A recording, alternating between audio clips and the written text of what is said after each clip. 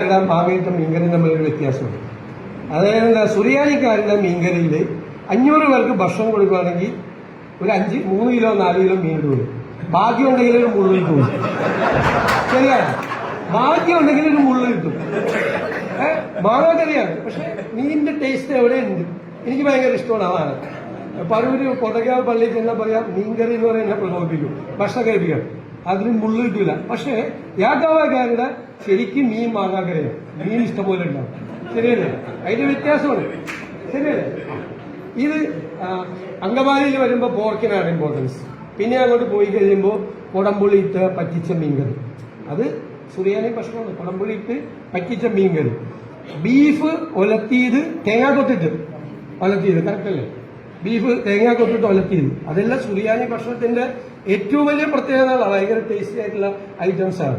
പിന്നെ നമ്മൾ ചങ്ങനാശ്ശേരിയും കുട്ടനാടും പോകുമ്പോൾ അത് മാറി ഡക്കായി.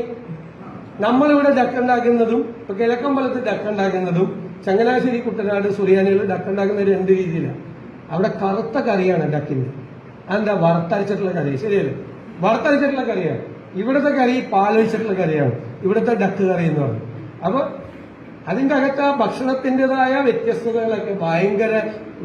ബുക്ക് എഴുതാം, ഇതിന്റെ കൂടെ ഒരു ബുക്ക് രസാലികളുടെ സുറിയാനികളുടെ ഭക്ഷണത്തെ പറ്റിയിട്ടുള്ള ഒരു പുസ്തകം കൂടി അഡീഷണൽ ആയിട്ട് കൂടി എഴുതണം. ഇല്ലെങ്കിൽ ഞാൻ ഒരുമിച്ച് എഴുതാം. ഇത് കൾച്ചറാണ്.